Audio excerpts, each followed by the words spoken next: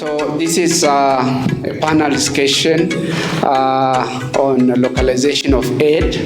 As you know, it is a current agenda, and different organizations, particularly donor agencies and also international agencies, are taking efforts and also commitments in moving forward with the implementation of this localization of aid in Ethiopia. And we are happy to be advocates on the behalf of the local actors, to be the advocate of these localization agendas. Every time a new administrator comes in for our agency, we sort of set certain goals. And for this administration, the goal that's been proposed and what we're working towards is across the entire agency, meaning around the world, 25% of our direct funding going to local organizations by 2025. It's a pretty high bar, and it's a pretty important goal.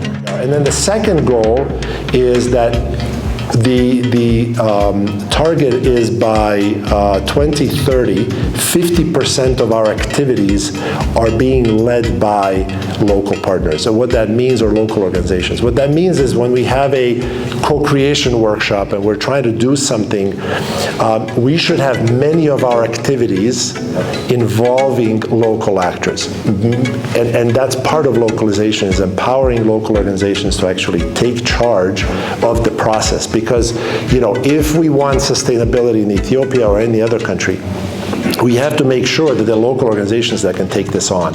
We need to be influenced by, you know, the thoughts and inputs of the local civil society organization and communities when we design a project, which is very, very critical for us. You know, it shouldn't be sort of top-down approach. We need to engage them, you know, right from the very beginning and along the project, you know, cycle management. So that is very, very critical for us. And the other thing is actually focusing on like shifting power, which Andrew has mentioned. So the international organizations, those have resources, has actually a mandate or you know, responsibilities to shift power, means and capacities, you know, to the local and, you know, national actors, including communities. Obviously, the local civil society organizations are best placed, you know, to actually intervene in a short period of time. They don't have access issues in most cases scenario because they are within the communities, and they can also sustain after the project ends. By considering the localization is very important for the sustainability of the programs, the government make an amendment on law that the international civil society can sub-grant freely without any restriction. So this is one of our enabling environment. To achieve localization to the extent that we're trying, whether it's, you know, 25%, 30, whatever it might be, unless those local actors are in the driving seat of the process, I think it's really difficult to get there. And that has to be sustainable. My question there is, what is the threshold, what is the timeline for the USAID to be using, to keep on using intermediaries?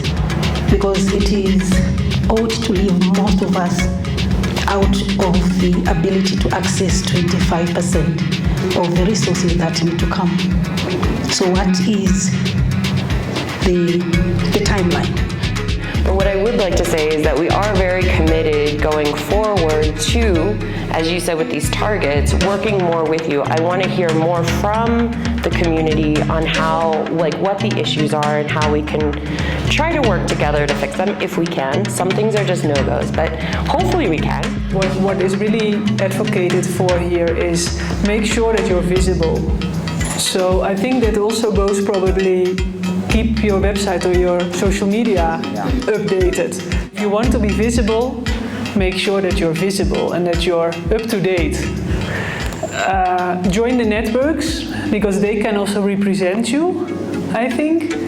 And I think also let's keep pushing together to localize. How many of you know that already this localization agenda has been started, you know, by different organizations? There are also various localization working groups, for example, within CCRD, within WHH, within Save the Children International, within USAID. So we have a lot of localization working groups. Why not we join hand? Yeah. Thank you all, the panelists, the moderator, as well as audiences. Thank you.